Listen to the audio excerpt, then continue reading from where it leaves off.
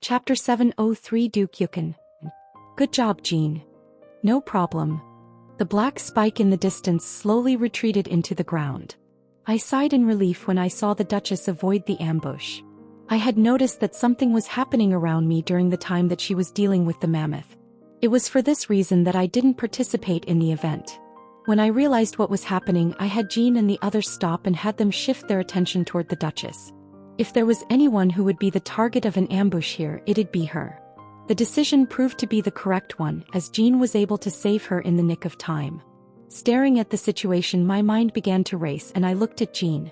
I then placed my hand over his shoulder and looked at him seriously. Jean. What? He turned to look at me. His eyes filled with vigilance. Am I that untrustworthy? I was a bit hurt by his gaze, but I shook it off and looked toward the distance. If something does happen in a bit, don't do anything. What do you mean? Just don't struggle. What? You'll know what I mean soon. Without waiting for him to understand my words, I moved further away from him and moved toward where Melissa and Amanda were. He'll understand soon enough. That was a close one. Melissa commented, adjusting her glasses beneath the hood. If Jean was a little bit slower in his actions, she probably would have died. Not gonna lie, that would have been pretty funny. No, not really. I shook my head. Even though she might have been hurt badly, it was very unlikely that she would have died. Also, did she say it would have been funny? Demonified Melissa was really twisted. I'm sure she had some contingency plans in place for situations like this. Someone of her rank wouldn't die so easily. I guess. Melissa quickly lost interest and shifted her attention toward the direction from which the ambush came from. An undulation of demonic energy was quickly felt not long after, and a step echoed in the cave. Not bad, not bad. Long black hair with a silky texture, red eyes, tan skin, and a muscular physique. A figure wearing dragon-patterned robes materialized from the shadows.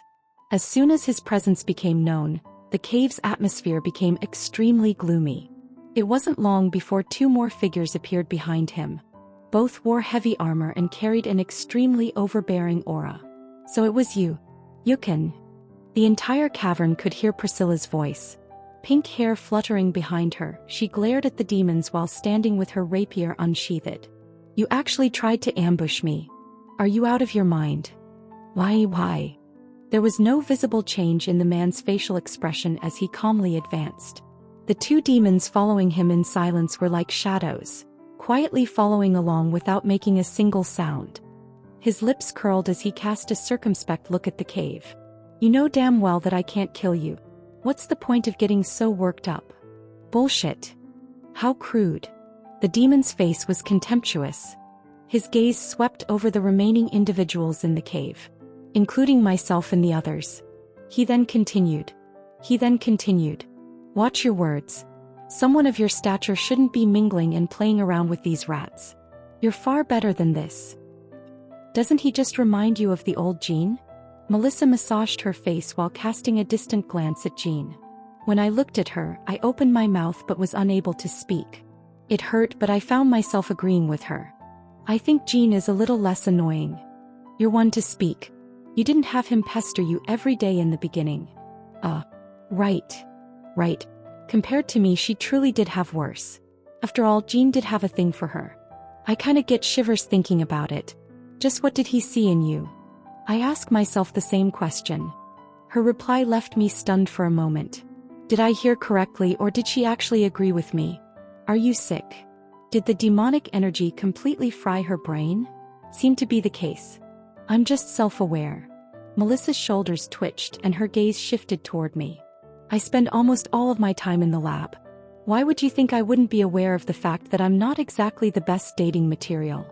So that's where you think the problem is? You're self-aware, my ass. I felt my face loosen up. It seems like she believes that her busy schedule, as opposed to her personality, is the source of the issue. This clarified a lot of things.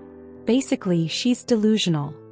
For some reason, I have the sudden urge to punch you. Melissa cracked her fists and I stepped sideways.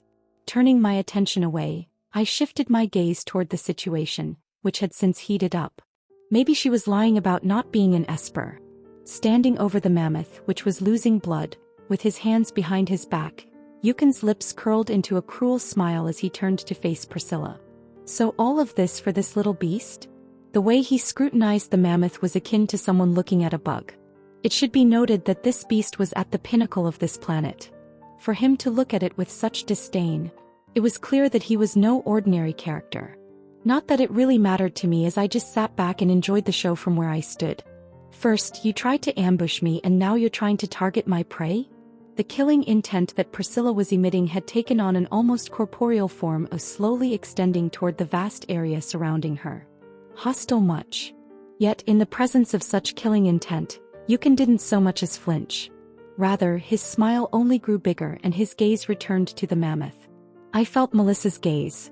Despite looking so tough, she isn't actually really doing anything. Well, yeah. I took note of the two demons standing behind Yukin and then looked back at Melissa.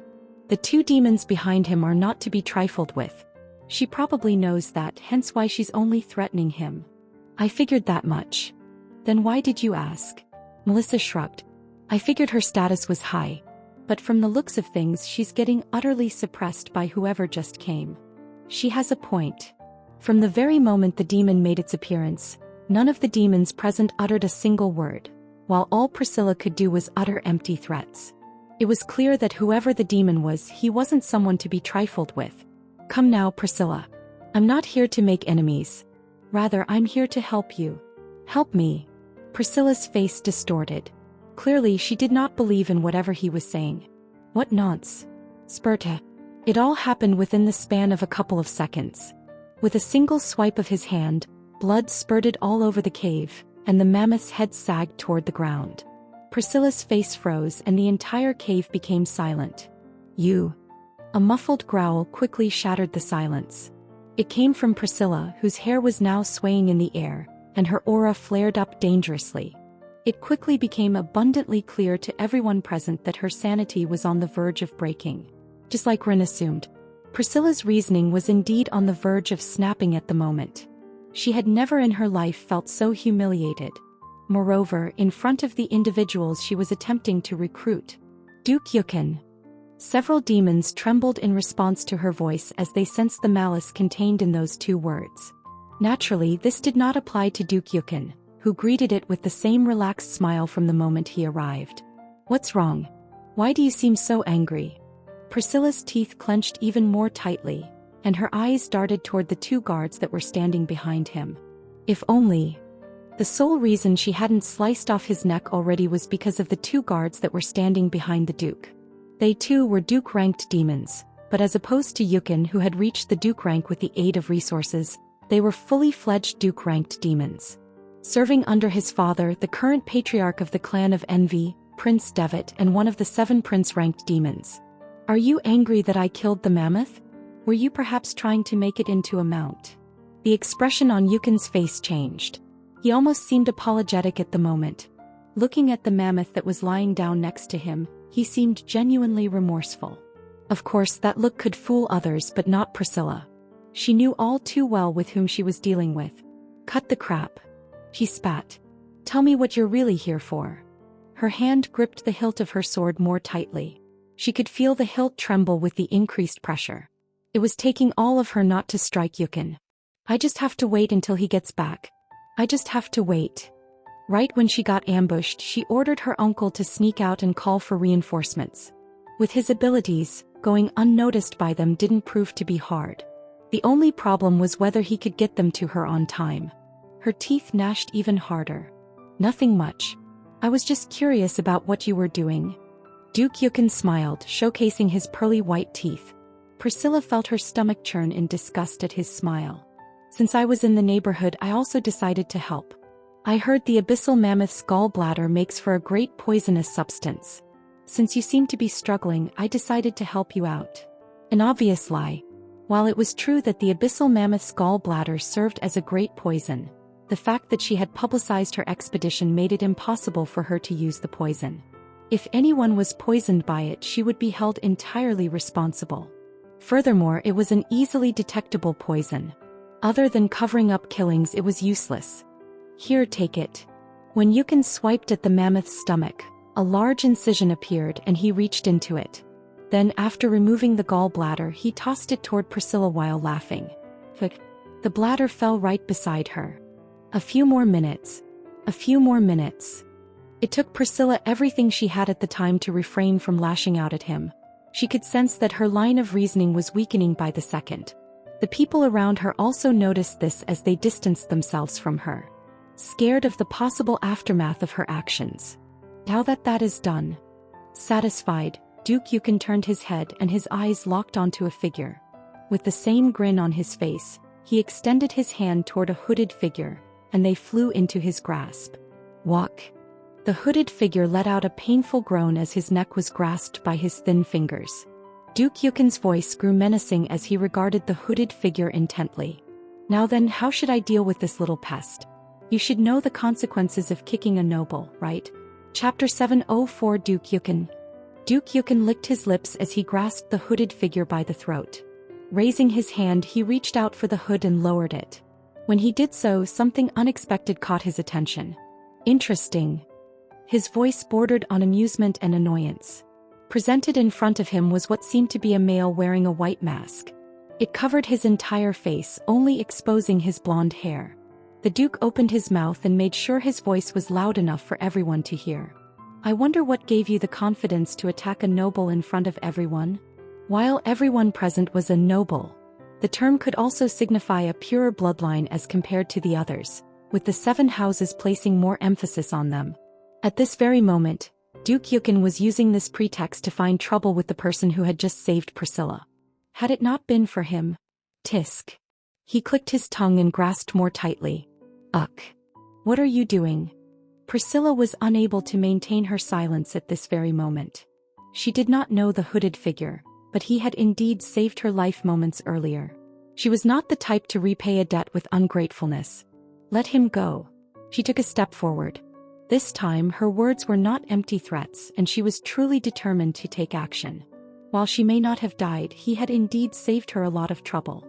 If she did not save him, she'd look like someone who didn't care about those on her side. Duke Yukon looked at her. Duke Yukon looked at her. What's this? I'm sure he hit you. Why are you defending him? Does your pride only amount to this much? It does. She smiled and her eyes turned hazy. I'm from the Sloth clan. What do I need pride for? Ha. The Duke lightly laughed at her words. You set a very bad example, Duchess. As he tightened his hold on the individual wearing the mask, ruthlessness began to spread across his eyes at that very instant. He was prepared to break his neck. Priscilla's face quickly changed when she noticed this, and her figure blurred. Don't you dare. Sorry, Grip. The Duke was about to clench his fist when he was suddenly grabbed by the wrist by an unseen hand. Let's settle this peacefully. A calm voice sounded not long after. At that very instant, the entire vibe shifted and everyone's attention turned to the one responsible for all of this. It was another hooded figure. Insolent. A loud shout echoed within the perimeter of the cave. Almost immediately after that, the guards that were standing behind the Duke moved. Within a split second, they stood behind the masked figure with their weapons drawn and ready to attack at any moment. Wait. They were stopped before they could take action. Looking at the hooded figure, Duke Yukon's eyes glossed over their body. How did he get near me without me noticing? Furthermore, my guards too. He only looks to be a marquee-ranked individual. Different thoughts crossed the Duke's mind at that moment. Opening his mouth, he asked, Who are you? His friend. He answered. His tone of voice was just as composed as it had been before. Despite the fact that his face was hidden, the Duke could feel the figure smiling beneath. It irritated him. When he was about to say something, the guards in front of him began to twitch, and the Duke in front of him raised his head. Staring into the distance, all trace of expression vanished from his face, and he quickly let go of his grip. The 2 bodyguards quickly appeared behind him, and the Duke cast a wary glance toward the entrance of the cave before turning his attention back to the hooded man and snatching his hand away from his grip. Hawk, che. With a low-sounding thump, the masked man fell to the ground and heavily gasped for air. You're really lucky. The Duke disappeared without elaborating any further, but everyone who'd heard his words clearly understood what they meant. This was especially true for Priscilla, who had a deep understanding of his character. She cast a glance into the distance and sighed in relief. Fortunately, the reinforcements arrived on time. She couldn't dare guess what would have happened had they arrived a tad bit later. Fixing her hair, she stared at the hooded duo before walking up toward the one that had appeared before the Duke. He seemed to be the leader. Arriving before him, she stopped and said, "Let's have a talk." On an enormous tract of land covered in vegetation, 3 figures appeared.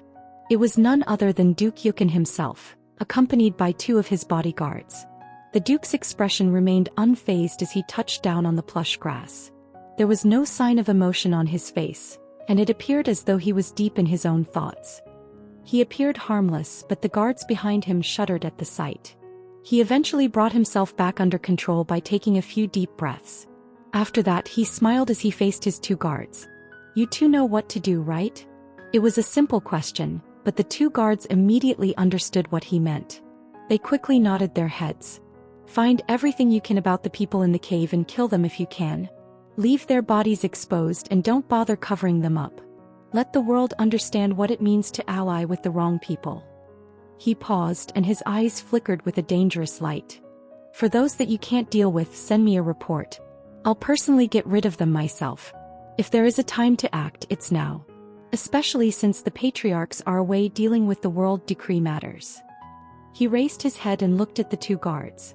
A dangerous and oppressive aura erupted from his body. Cocking his head, he smiled. "Understood." The 2 nodded without saying a word and disappeared from the spot.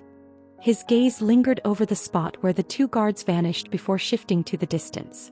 In the direction of the cave where he just came from. Opening his mouth, his voice sounded especially chilling. "For the House of Envy, all variables need to be eliminated. My head feels like a cloud. It's like it's floating yet at the same time sinking. I can't really explain it. The past few years have numbed me completely. Sometimes I hear voices. In my sleep, when I eat, when I walk, when I think. Goes on and on and on. Not sure when was the last time that I slept properly. I want to be normal again. Sorry for my tardiness, I had to deliver a letter. You don't mind, do you? No, have some tea." A demon dressed in butler attire stood behind me as an emerald green substance poured into a teacup that was in front of me. Closely examining it, I determined that it was safe for consumption. Shifting my attention away from the cup, I looked ahead to where the Duchess sat. In her hand was the same cup of tea and she took a small sip. "I'd like to finally thank you for what happened today," she started. The butler next to me removed the teapot from the table and performed a single bow before departing. As I looked at her, I reached for the cup of tea and took a sip from it. My tongue was flooded with a wave of bitterness, and the sensation almost caused my face to change. But I didn't let it show on the surface. I knew my manners. I set the teacup down. "It's nothing worth mentioning." Following the events of the cave, my group was graciously escorted to the Duchess's mansion. At that moment, everyone was standing behind me. For some strange reason, they didn't bother sitting. The Duchess sat her teacup down. "It may be nothing worth mentioning to you, but you still saved my life. I'd like to express my gratitude at the very least." "Oh, in what way?" I caressed my chin and pretended to fall in deep thought. "I'm a bit low on money." I cast a glance in her direction from the corner of my eye. Making money was the primary objective right from the start, so I didn't waste any time and simply told her what I wanted. A bit shameless, but I didn't care. "Pretty straightforward, aren't you?" "I indeed am." I smiled. She probably didn't see it as the hood still covered my features. "How much do you want? How much can you give me?" 20 jor. "Is your life only worth that much?" 50. 100. I raised the cup and brought it to my lips. I didn't take a sip. I was just pretending to. Tasted horrible, but I had to look the part. The Duchess's brows furrowed for a moment. Eventually, she nodded her head. "All right, I can do that." Her words brought a smile to my face. "Would you look at that? My money problem is now solved." "Great." I stood up and rubbed my hands. "All right then. Since we've solved the compensation problem, I think I'd like to go back and have a rest." I turned around to look at the others and prepared to leave. Wait. Only to have the Duchess call out for me. Somewhat expecting this, I turned to look at her. "Is there a problem?" "None." She shook her head and pointed at the seat. "Sit down for a bit." I'd like to discuss a few matters with you, human. My heart sank the moment I heard her words, but I didn't show it outwardly. Sitting back down, I leaned back on the wooden framed sofa and asked, "What makes you think I'm human?" Simple, really. The Duchess smiled. It was one that would leave many stunned, but it had no effect on me. After all, I had Amanda. She pointed at the cup. If you were a dwarf, you'd have rejected the drink. They tend to prefer alcoholic beverages. If you were an orc, you'd have drunk it all in one go, assuming you'd accept it. Since you didn't do either, I came to the idea that you were neither. It then left me with two possibilities: human or elf. She took a slow sip from the cup before smiling. If you know elves very well, you'd know that they have a special etiquette when drinking. They'd hold the handle with their left hand and pinch with 2 fingers. Both of which you didn't do. Listening to her, I was rather taken aback. There's such a thing? Seemed like I was slightly careless. Although not obvious, it easily gave away the fact that you didn't belong to any of those races. What about demon? Couldn't I just be a demon? Priscilla smiled again. If you were a demon, your bloodline would have been purer. We can easily tell if someone is contracted. It was never an option to begin with. I see. I thoughtfully nodded my head. Her words made sense. Sort of. How troublesome. I sighed to myself and looked at her. Alright then, let's just say that you're right and I'm a human. What about it? You don't know. The Duchess looked at me with an odd look and I started to have a bad feeling. Know what? I asked, my eyes squinting. Was there some sort of unexpected development I was unaware of or something? It looks like you really don't know. The Duchess shook her head and my brows furrowed. Before I could say anything else, she spoke. Recently, there's been a decree sent down by His Majesty. If we were to come into contact with any human, we are to report the issue immediately. Prolonging her last few words, her eyes glossed over me, seemingly awaiting my response. Closing my eyes for a moment, I almost laughed. So that's what you were thinking about? Extending my hand, black scales flickered in and out of existence over my arms. Taking a deep breath, I let go of everything.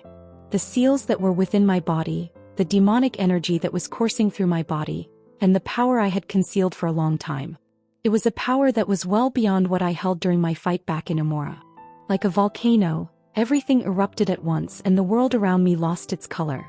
I stared at the Duchess, whose expression was rapidly changing, and I opened my mouth. There seems to be a misunderstanding. Chapter 705 Nectar. The room's atmosphere became oppressive, suffocating all those within. The butler on the side and another demon present in the room brandished their weapons and pointed them toward the human seated opposite the Duchess.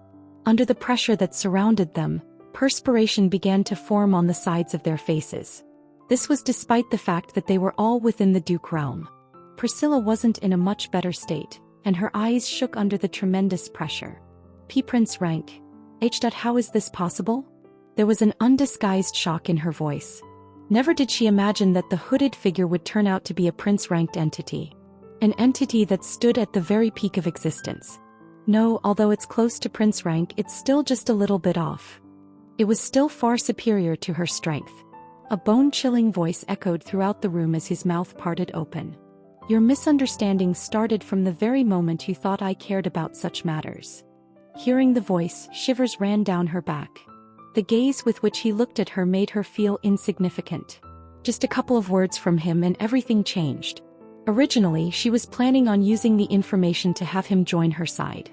In her eyes, he was an existence that she could make use of. Plus, since they had already settled their debt, they owed each other nothing. It was a pity that she had kicked an iron plate. He wasn't someone who could be controlled. Priscilla came to understand this the hard way. She took a deep breath while gripping the armrest of her chair tightly. By the second breath, her gaze became calm again and she met his eyes. Alright then. Let me hear what you're here for. She accepted the situation rather quickly. She didn't have much of a choice. With her grandfather not present due to the matters regarding the world decree, she had no way to get out of the situation. She'd gain nothing from fighting against them. Good. It looks like you're easy to talk to. The human smiled. The tension that had been suffocating the room dissipated almost as rapidly as it had arisen, and as soon as it did, she experienced an immediate sense of relief. He then crossed his legs. I won't waste much of your time. I want to cooperate with you. Cooperate. Yes. Cooperate. Yes. Cooperate. He put further emphasis on the word cooperate, as if trying to show that he wasn't trying to take advantage of her. To say, let's hear this out. Of course, Priscilla didn't really put much thought into his words. She was a demon, and she naturally understood that there was no such thing as true cooperation.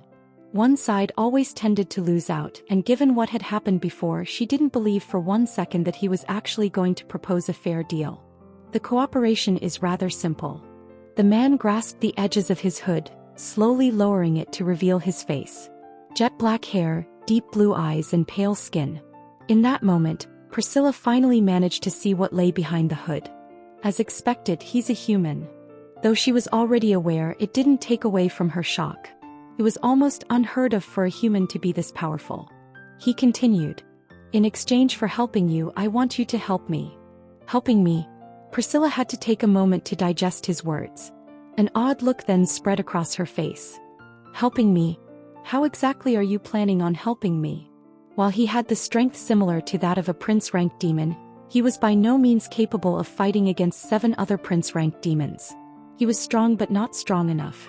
Don't worry about my means. The man smiled. It was a smile that exuded self-assurance, and for some reason that Priscilla was unable to explain, she found herself drawn to it. Somewhat. Even though she found his confidence to be rather infectious, she was not the type of person to actually fall for such nonsense. She drew her hands together in front of her and leaned forward, pressing her elbows against her thighs while keeping her hands interlocked. Let's say I believe you. What exactly do you need from me? Nectar. It was a simple word. Yet, the moment that those words escaped from his mouth, Priscilla's face underwent a subtle change. As expected. Nectar? You're not thinking of the same nectar that I'm thinking of, right? What other nectar is there? This fucking. A curse escaped her mouth and she let slip her true personality. She leaned against the sofa, covering her face with her hand and looked away. He probed a little bit further. How much do you need? Enough for 4 people. Oh. Priscilla had never in her entire life imagined that she would be capable of producing such a sound. However, at that precise moment she let out a sound that was eerily reminiscent of a dog's howl.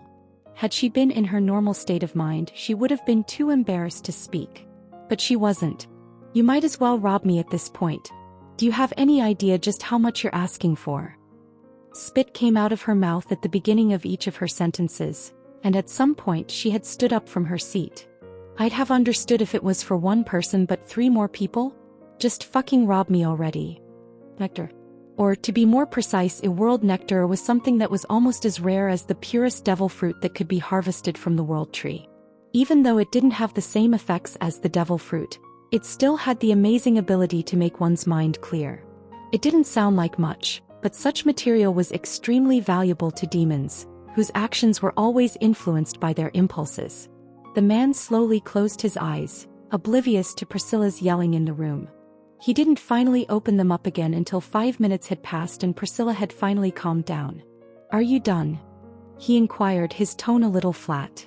Priscilla frowned, but upon opening her mouth she closed it back again and sat down. She was indeed done. Good. A smile formed on the man's face. His smile made Priscilla feel mildly irritated, but she somehow managed to suppress her inner feelings. He continued. While I do know the importance of the nectar, I'm also very well aware of how much the upcoming batch of devil fruits are worth. Their eyes met and Priscilla felt her breath stop for a moment. I'll provide you the opportunity to be 1 step above the rest, and in exchange you give me some nectar. What part of the deal doesn't sound unfair? That but what? But. Priscilla found herself unable to refute.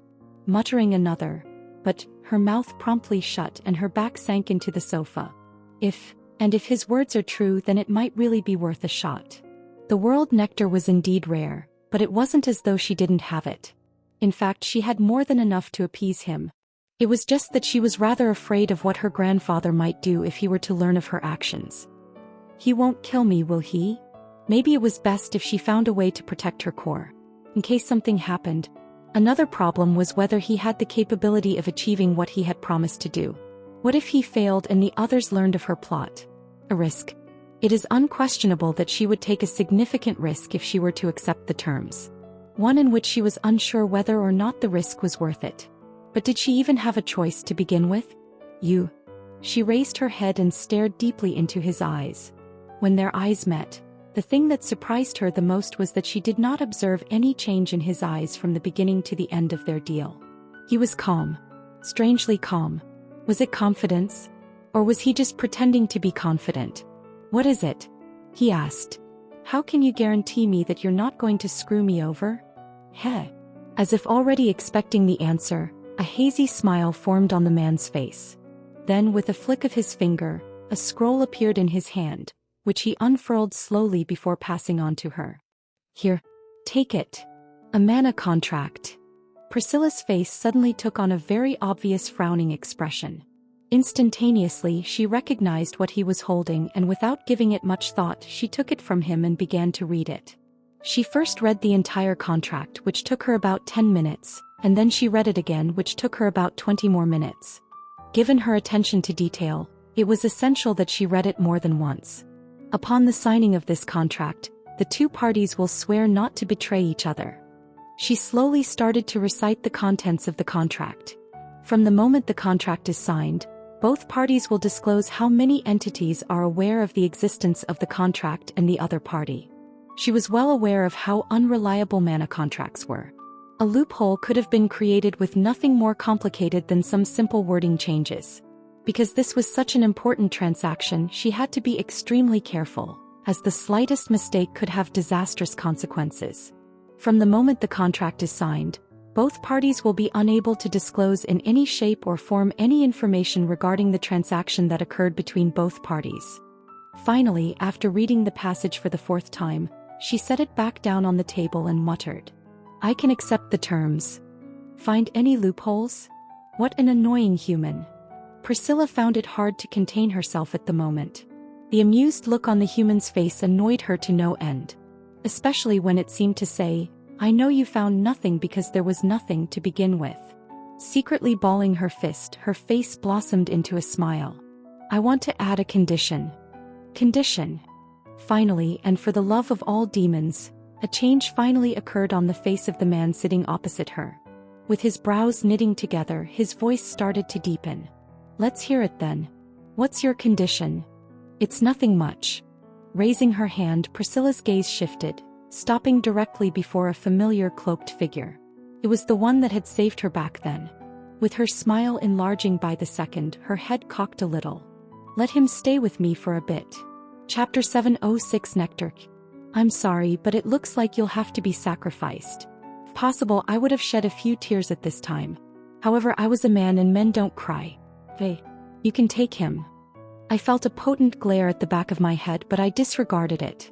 Certain sacrifices were required for the greater good, and Jean was that one sacrifice. Priscilla's expression changed to one of surprise the moment I gave in and agreed.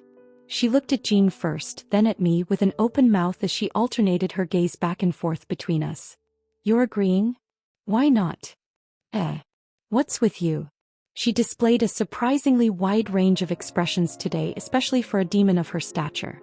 The poise that she displayed in the very beginning had long since vanished, and what I saw in front of me was nothing more than a misguided child.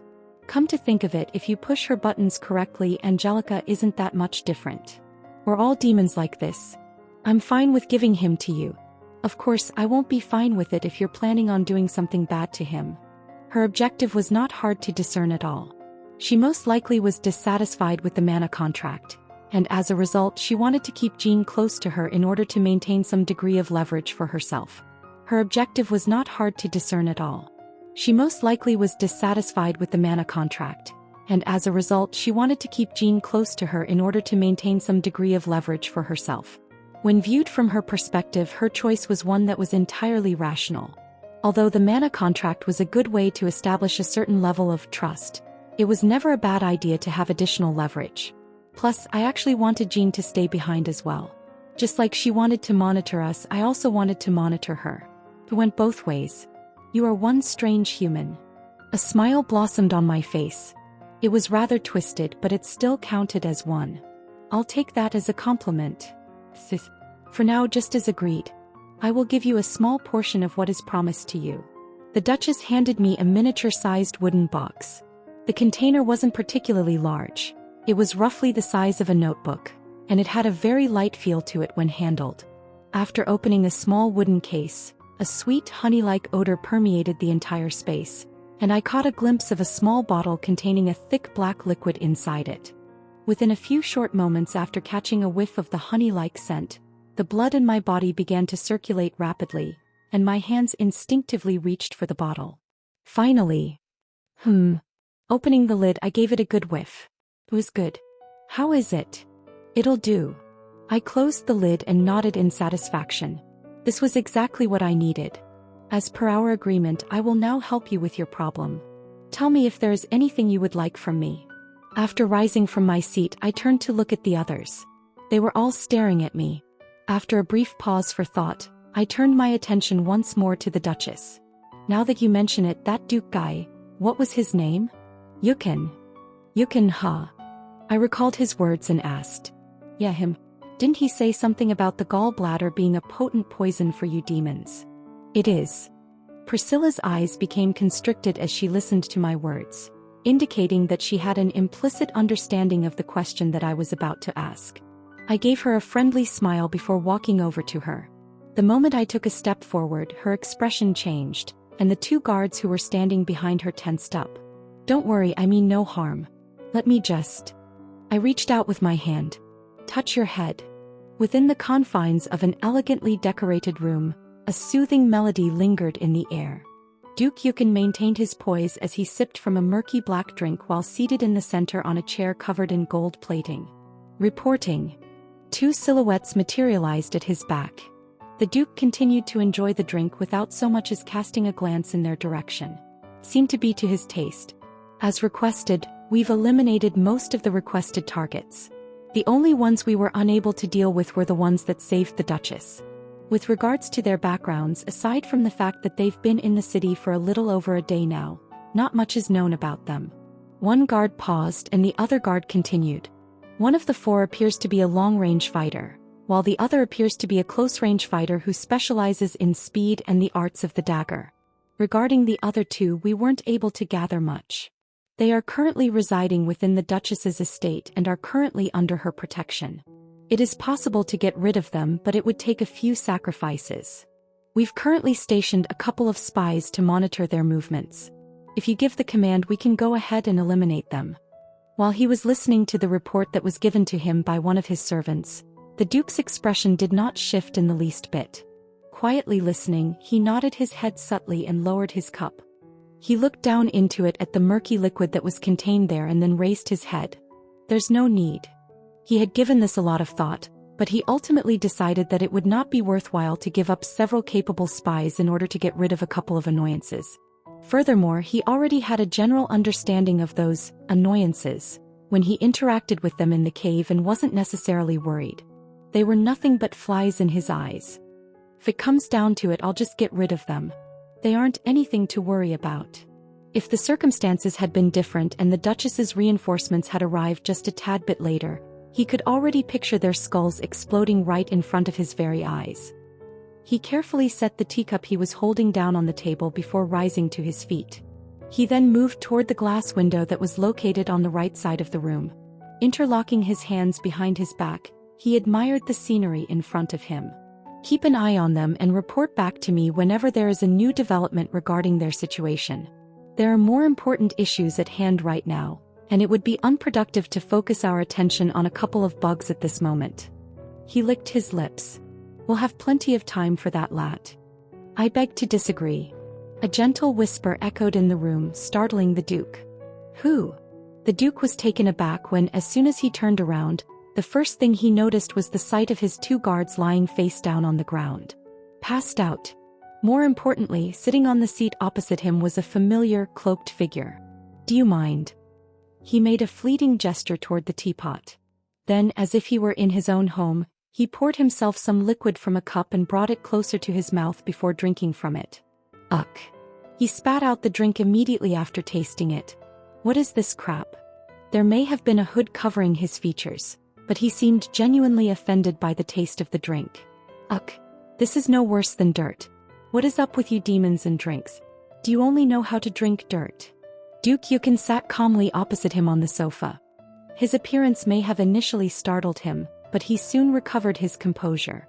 Picking up his old teacup, he placed it in his mouth. Not bad, he murmured, feeling genuinely impressed. The tea. Not only did you manage to sneak in here without me noticing, but you also managed to knock out 2 of my guards at the same time. You must have some exceptional stealth ability. Duke Yukon regained his composure after attributing the figure's sudden entrance and action to his extraordinary stealth-like abilities. He seems to be in the middle stages of Marquis. This was what the Duke perceived on the surface. However, given the manner in which he had dispatched his guards, he was not so naive as to believe that this was an accurate representation of his true strength. Most likely he's about the same level as me. I'll have to approach this sea. Pooh, I know what you're thinking. Don't bother. After spitting out one of the cookies, the hooded man wiped his mouth and smacked his lips. Like, this is worse than the tea. It wasn't until after he swished some water around in his mouth that he finally turned his attention back to the Duke. When he did so, the Duke, who was still uncertain, had the sensation that he was smiling, and he felt a hand rapidly approach his direction. How dare you? Bang! The chair collapsed and the Duke lunged forward. His sharp claws were pointed squarely in the direction of the man's face. Calm down, will you? The Duke suddenly felt weak all over his body, and just as his claws were about to reach out, he stumbled forward. This. In an instant he recognized where this power belonged and his heart dropped. Sloth. This lethargy. This was definitely power that belonged to the Sloth clan. But it was too late. Unable to retaliate, the Duke felt a hand grasp his neck tightly. Ugh. The Duke tried to resist, but in that fleeting moment he felt a tremendous power radiate from the hooded figure. His eyes opened wide in surprise the moment he felt the power. It made him feel insignificant. He had only ever felt this much power from his father. Just who was the one hidden behind the hood? Ho. W? What's the point in asking? The hooded man looked down on him, seemingly finding the situation amusing. Doesn't this situation remind you of something? The man laughed. You held him like this back in the cave. Isn't it ironic that you're now in the same position? When he raised his other hand, a dark substance came into the Duke's view. Observing the substance in his hand, the Duke suddenly had a horrifying intuition, and his eyes widened in astonishment. However, under his grasp, all he could do was stare as the substance was slowly brought to his mouth and forcefully shoved. Drink. You won't die. Everything turned black shortly after. At least not yet. Chapter 707 Silent Night. Whom. I'm so bored. Monica yawned as she stretched her limbs while leaning against a plain white wall. There were a couple of other people not too far away from her, all minding their own business. All of the people present were extremely renowned individuals. They were the special group gathered in secret outside of everyone's knowledge. Feeling bored already, Monica? An aged voice sounded and Monica's expression changed. With a stiff smile she looked to her side. D. Douglas? Fancy seeing you here. Fancy seeing me here? Shouldn't you already be aware that I was going to be here? Oh, all right. Monica smacked her fist and stuck her tongue out. Seems like I'm getting older. My memory is giving away. Your brain is the only thing that's giving away. Another voice interjected. This time around, Monica reacted in a manner that was entirely different. She whirled around and glared in the direction of the source of the voice as if she were staring at her worst enemy. Old witch, what are you on about? Old witch. The voice was taken aback for a moment.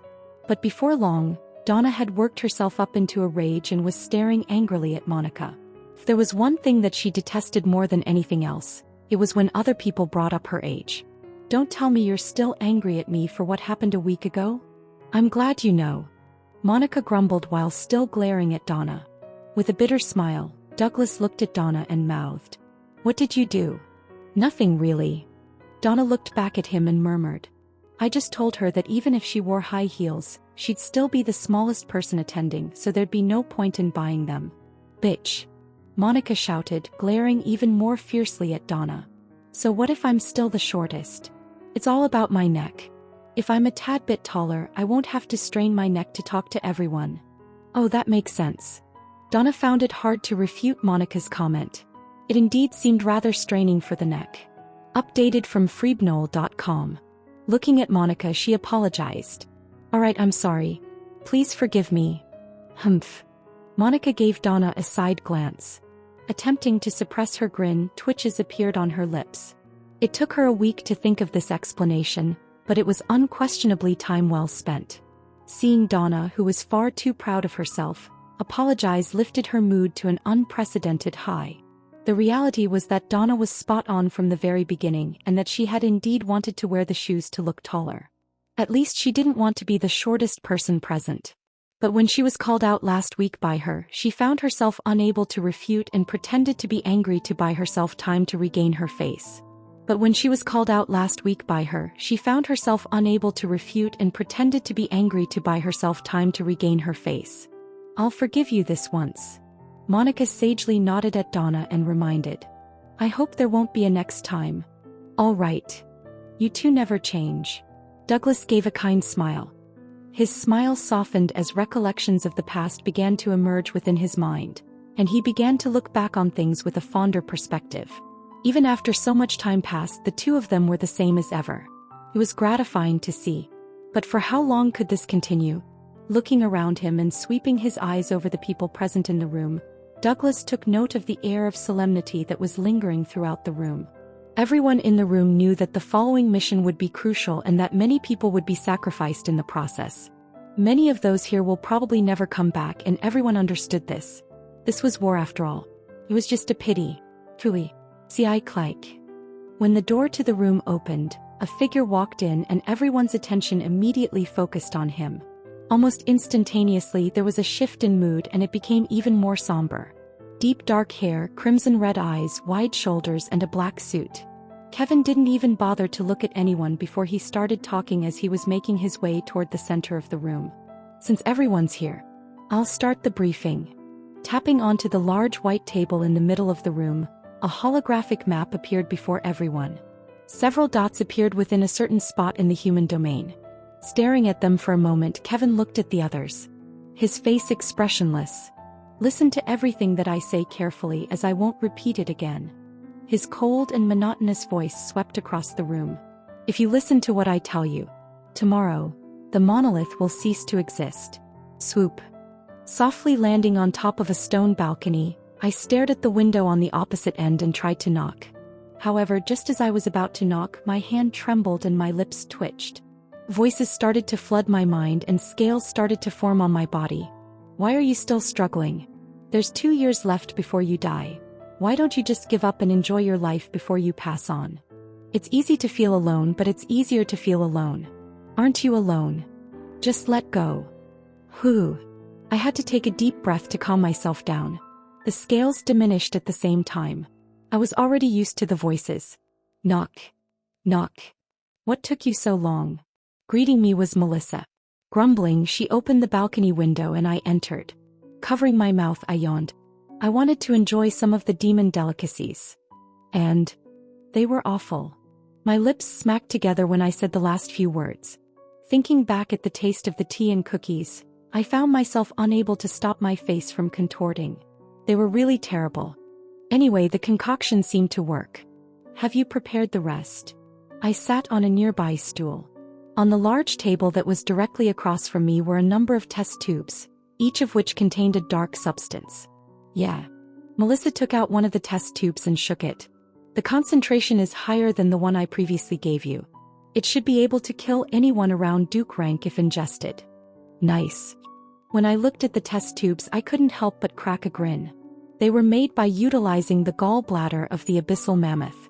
Melissa and the Duchess worked together to create a potent poison that, when consumed, was capable of killing someone in the Duke realm. Of course, just because it could kill a Duke-ranked demon didn't mean that the poison was very useful. Despite it being a powerful poison, it only worked upon ingestion and could not be sneaked into food or drinks due to how potent it was. Due to its potency, it was easily detectable by just about anyone. The only way it worked was through forceful feeding or some other extremely complicated method. Because it didn't immediately shatter one's core, it didn't immediately alert the others to the fact that someone had died. so while it wasn't exactly useful, it still served a purpose. Here's 5. This should be enough. I've diluted the farthest one on the right as you've requested. Melissa slipped 5 of these test tubes into my hands and I thanked her. Thanks. I gave them a cursory glance before thinking about the information that the Duchess had provided to me. There are 7 major powers within Ka-Mank-Hut. Each belongs to one of the respective major clans. The most powerful clan is obviously the Clan of Envy, which also happens to be Yukin's clan. For the past 3 world decrees, they have been the ones that have hogged the most benefits.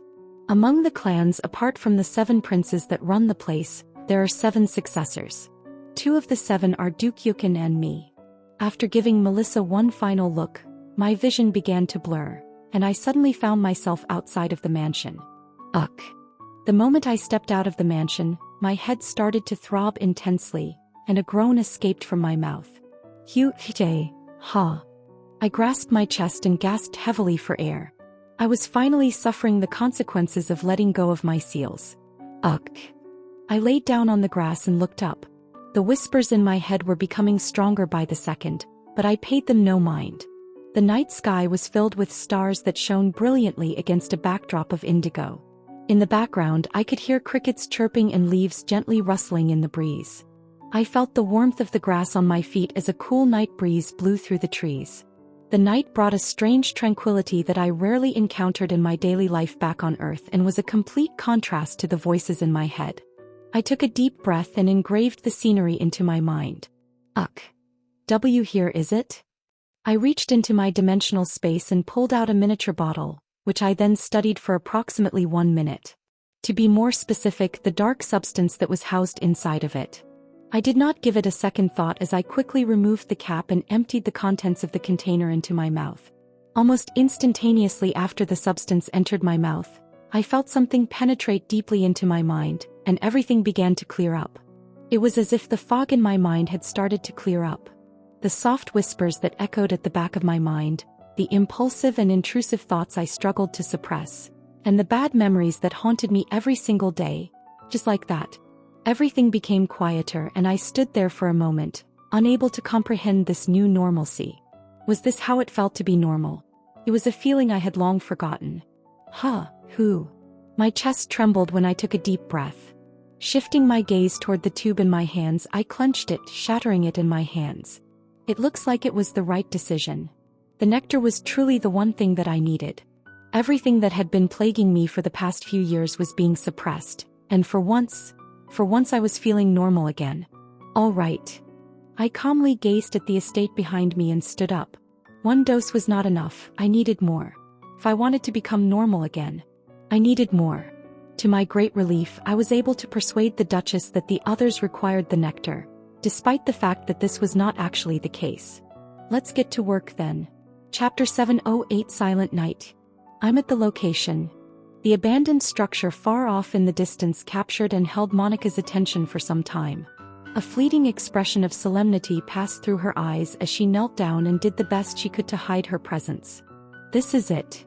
This was the place that she was designated after the meeting a day prior. In just a few short moments, a battle would erupt and many would die.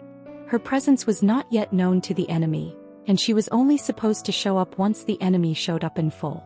If they didn't show up, she wouldn't either. Closing her eyes, she inwardly prayed. Hopefully. Monica is in position.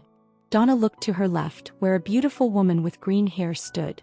She was none other than 48th S-ranked hero Amber Rose. Not far from them was another group of lower-ranked members scouting the area ahead. They were the main force in charge of the operation. On the other hand, Amber and she were merely there to ensure that nothing occurred to them. Somewhat like bodyguards in disguise. Their presence shouldn't be out of the monolith's calculation. That's good. Amber responded, her tone sounding rather low. It was her attempt at hiding her nervousness. Don't worry. Her nervousness didn't slip past Donna. She placed her hand on her shoulder and reassured. We've got the upper hand. We may be walking towards a trap, but the fact that we know that should already be enough of an indication that we aren't going there without a plan. Have faith in the Alliance Master. You're right. Amber took a deep breath and stabilized her heartbeat. She looked at Donna and asked, is he trustworthy? The Alliance leader? Yeah. Amber bit her bottom lip. He seems rather young and there's not much that I know about him. It'd be a lie if I said I wasn't worried. Donna wordlessly stared at Amber. Is he trustworthy? Donna's mind was just now starting to wrap around how far Kevin had come in such a short amount of time compared to when they first met. From having a rank of around A less than D to now being on par with her. Then there was Rin as well. Nothing needed to be said about his accomplishments, which surprisingly overshadowed Kevin's already absurd ones. Now that I think about it, what kind of monsters did I train? Is my teaching that effective? She shuddered at the thought. Perhaps she was a way better instructor than she had expected. We're here. Amber's voice brought her out of her delusions. Raising her head, Donna's eyes focused on an enormous beacon that was deeply etched in the ground with 4 clamps by its side. An invisible beam shot out from the beacon, directly shooting into the sky and absorbing the mana around it, releasing small threads of black. Mana compressor. The main target of their excursion. As long as they destroyed it, their mission would be considered completed. It was just that. Scouting report. There appear to be no adversaries. It was completely deserted. There was no one in sight. I feel several presences beneath the ground. There's more than 20. Hearing Amber's murmur, Donna found her body tensing. A subtle hue spread from her amethyst-colored eyes. Can you tell their rank? No. Amber shook her head with a tense look. With thin vines secretly spreading from her fingertips, she furrowed her brows tightly. However, I can feel several threatening auras. About 7 of them to be exact. That many. The unexpected revelation left Donna completely taken aback. The monolith seemed better prepared than they had initially anticipated. Amber retracted her vines from the ground and cast a solemn look in Donna's direction. What do we do now? I don't know. Donna bit her lips while staring at the attack force ahead of her. They were currently pretending to scout the location while, in reality, they were just waiting for their orders. Donna briefly furrowed her brows as she turned to face Amber. She finally took a deep breath and then her eyes grew sharp. Do you know the exact location of all those that are lying in ambush? More or less. It wasn't entirely clear to her whether or not she had tracked down all of the individuals hiding in the ambush. Her vines might not have been able to extend to the spot where a being with a higher rank was possibly hiding. She looked at Donna. So what do you want me to do?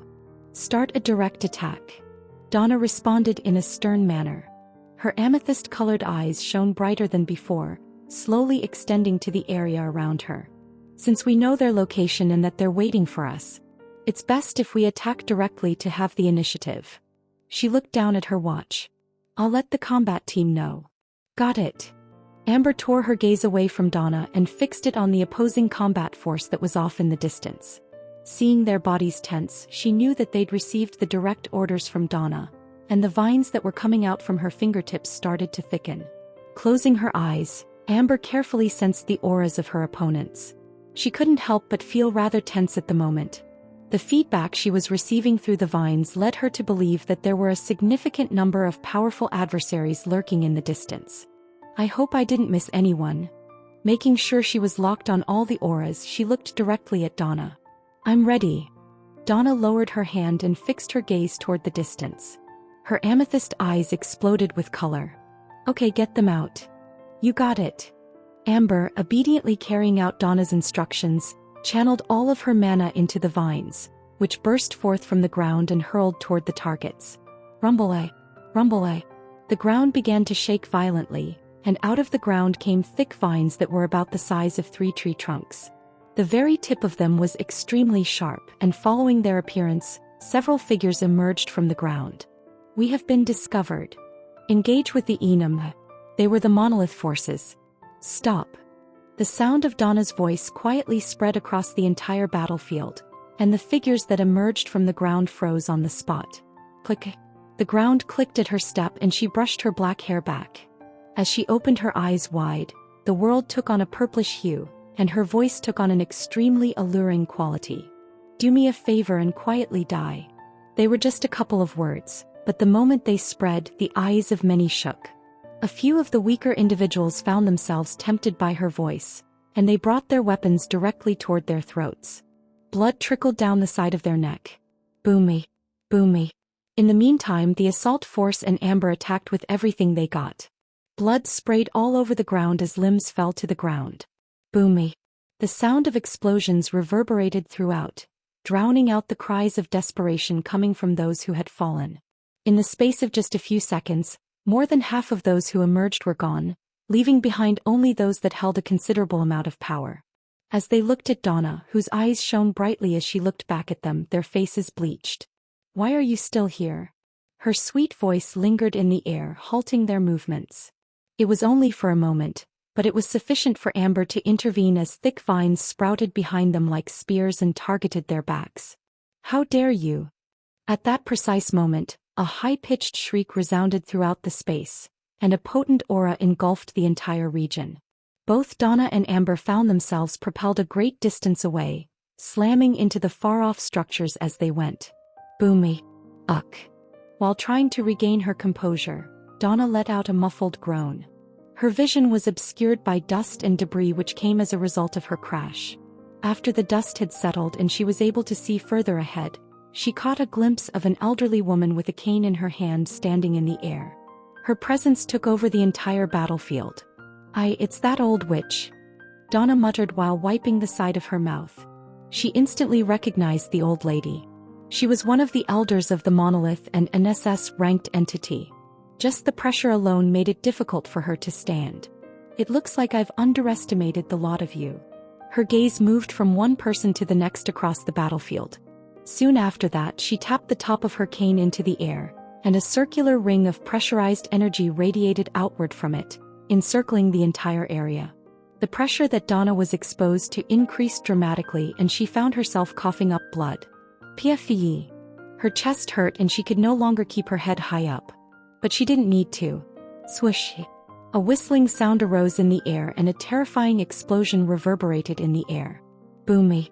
Shortly after, a high-pitched voice echoed and Donna cracked a grin, only for it to freeze shortly after. "Old Witch number 2, it's about time you showed yourself." "Old Witch number 2? Alliance headquarters. Ding. We have engaged with the enemy. Ding. We have engaged with the enemy. Ding. We have engaged with the enemy." Kevin fixated his gaze on his watch, which was ringing non-stop due to the overwhelming number of notifications flooding the interface. His expression didn't change at the sight of the notification. He tapped onto his watch and disabled his notifications. Shortly after that, he stood up from his seat, pressing his hands against the surface of his desk as he did so. At the same time, he reached for his gray blazer and slung it over his shoulders. As he slowly clenched and unclenched his fists, he slowly extended his hand forward, and a viscous white light suddenly burst forth from his hand. As he looked at his hands, his face contorted into an expression that suggested he was struggling to make sense of something. Or maybe come to terms with it. Almost there. After a brief shut of his eyes, his figure became hazy and then vanished from the spot. Just a little bit more. Chapter 709 Silent Night, 3. Has he always been like that? The Duchess inquired as she turned her head and faced the window of the room she was in, admiring the view outside. Sitting opposite from her was Jean. Similarly looking at the window, he inwardly sighed. Yeah. They were currently talking about Ren. He may have changed a little over the years, but thinking back at all the times he had been with him, he couldn't find a way to deny her words. Must have been tough. Tell me about it. Thankfully, the Duchess was quite hospitable. Else he really would have been cursing Ren till the end of his life. He reached out for his pocket and took out a cigarette. It was a habit he picked up due to all the stress he'd been facing recently. It wasn't harmful to him anyways, so it didn't really matter. What's that? This. He lifted the cigarette. Yeah. The Duchess nodded, her eyes carrying a hint of interest. After noticing how interested the Duchess was, he lifted his index finger to light the cigarette and then took a brief drag from it. Puff. The Duchess's gaze followed the smoke that raised in the air. It's called a cigarette and it's something that helps me manage my stress. There's such a thing? He took another puff before handing the Duchess his pack. Want to have a go? Can I? Yeah. Go ahead. She reached out with caution. Sliding the cigarette out with the tips of her slim fingers, she brought it in close to her mouth and placed it in between her lips before taking it out. For a good minute she examined it with wonder. What do I do now? Light the tip. He pointed at the white side. A blue flame flickered over the Duchess's finger. Alternating her gaze between Jean and the stick, she brought the finger close to the tip. Like this. Yeah. The cigarette lit and an orange ring formed. Bring it to your mouth and inhale. Jean explained before she could ask further. Okay. Doing as Jean instructed, she brought the cigarette to her mouth and took a puff. Only that. Cough. Cough. Her entire face turned bright red, and she began coughing in an uncontrollable manner. Curses soon started to fly out from her mouth. Ha. You item. Cough. She started coughing even more violently. Haha. Jean, who was having trouble keeping his composure, let out a muffled chuckle. He already knew that this was going to happen. The fuck are you laughing at? Only that her subsequent change in expression and her words left him speechless. Did you trick me on purpose, bastard? Is this really her? While he had seen glimpses before when she was talking with Ren, now that he was directly interacting with her, he found her new behavior to be a stark contrast from the one from before. Was she hiding her true personality? Oi. Are you dead or something? Can't you fucking hear me? She looked no different than a gangster. With a twitch of his lips, Jean maintained his composure. You didn't inhale it properly. Try again, but this time try inhaling with your lungs. You better not be playing with me. She glared at him fiercely. Then, bringing the cigarette close to her mouth, she tried again. Her chest heaved up and Jean turned his head. They were quite big. Puff. The Duchess's exhalations caused a cloud of smoke to float in the air, and Jean could very clearly hear her letting out a series of muffled coughs. Nevertheless, it was a marked improvement over the first attempt she had made. Cough. It burns a bit. She massaged her chest while staring at the cigarette. Then, bringing it to her mouth, she took another puff. She continued to draw on the cigarette in this manner for an ensuing couple of minutes, up until the point where there was nothing left. What do I do with this? He showed the butt. Jean looked at it before casting his gaze away. Throw it away. Amichum. With a light flick, it disappeared out of thin air. The Duchess then extended her hand in Jin's direction. What? Jean looked at her strangely. He somewhat had an idea of what she wanted but found himself rather taken aback when he thought about it.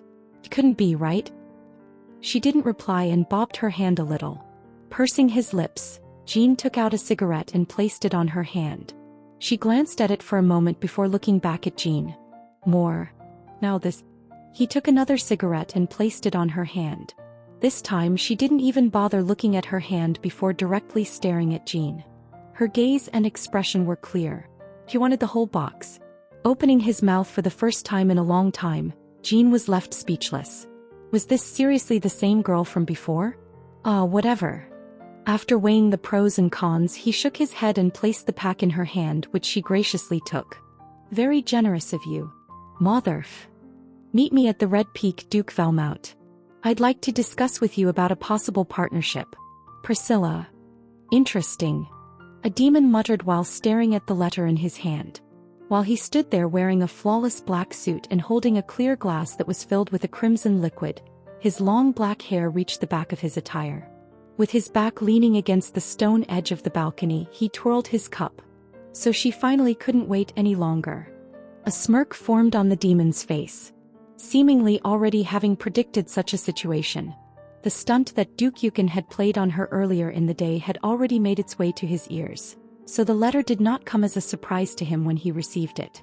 Had he been in her portion, he too would have resorted to an alliance. After all, by that point, the only thing on his mind would be revenge rather than the benefits coming from the world decree. This was extremely advantageous for him as it would mean he could leverage as much as he could from Priscilla. Granted that he would help her get revenge, which was also within his interest since Duke Yukin was also a major competitor. It was essentially two birds with one stone. Alright then. With a flick of his finger, the letter vanished into thin air and he returned to his mansion. Fixing his suit, he mumbled with a smile. Let's see just how much I can squeeze from her. Master, are you sure it's not a trap? It's possible. Duke Velmount smiled at his bodyguard's question. He answered before the guard could ask any further. I've already set up several backup procedures. If something does happen, it'll reveal that I was headed to a meeting to meet with Priscilla, plus. He paused and looked at the guard. With the two of us here, what could possibly go wrong? In all of Ka-Manghut, I can barely count the number of people that can deal with us without making a scene. If there really is an ambush, then the aftermath of our fight wouldn't go unnoticed. Especially since this is the Red Peak. The distance between the main city and the Red Peak wasn't all that great. It was not very wooded and did not have any particularly large boulders or trees. It was not the kind of location one would normally choose for an ambush. You don't have to worry too much. I doubt anyone would be so bold as to make a move against us. I've also confirmed that the letter is indeed from the Duchess, so it's even more unlikely for this to be an ambush considering her personality. Priscilla was famous for her cautious personality. She tended to think a lot before acting, and practically everyone understood this about her. It was exactly because of this that Velmout was relaxed. That may be so, but I still have a bad feeling. The guard warily looked around him. For some reason, ever since they'd stepped foot onto the peak, he felt as though someone had been watching them from afar. He couldn't quite explain it, but it sent chills down his spine. You worry too much. Unfortunately, it seemed as though he was the only one feeling this way, as the Duke didn't even seem to be the least bit concerned about the situation. Being one of the few successors of their house and a Duke-ranked demon, he deemed himself as invincible. As though nothing could hurt him. It was a dangerous train of thought. Duke, how about you let me scout ahead? The guard offered, still not feeling relieved about the current situation. He wanted to scout ahead and make sure it was just a feeling. He couldn't afford to let anything happen to Duke Velmout. He was a successor after all. You worry too much. The Duke dismissed him with a wave of his hand. Like I said, I've made the... Yes, so it's best if you don't repeat yourself. A voice cut the Duke off. All of a sudden, the two of them froze on the spot. Thump. Before either one of the two could even say anything, a figure materialized in front of the Duke and grasped him by the head. The Duke let out a pained cry. Whack. Let go of him. Seeing the Duke in danger, the guard quickly drew his weapon. It was a long silver sword. Raising it up, he prepared to slash it at the figure, but before he could even do that, the figure looked at him and slashed in the air with his finger. Quiet. Ugh. Why is the world spinning? For some strange reason, the moment the figure swiped his hand, everything turned upside down for the guard and he lost control of his body. Thump. Ah. It was only after he saw the ground that he realized he'd been decapitated. While he wasn't dead, he was also unable to do anything. Who are you? What do you think you're doing? He could only watch on as the Duke he was meant to protect squirmed under his firm grasp and a white light pulsed into his head. You talk too much. That was the last thing he heard before he found his core shatter. He didn't understand when it happened, as it all happened in a flash, but within moments of his head decapitating, something pierced his core and it shattered.